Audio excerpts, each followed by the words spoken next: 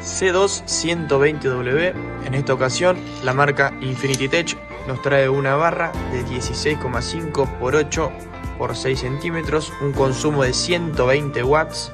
Es una luz LED blanca fría con 40 LED, spot y float en combo, fundición de aluminio, y ya nos trae con su soporte para una correcta colocación.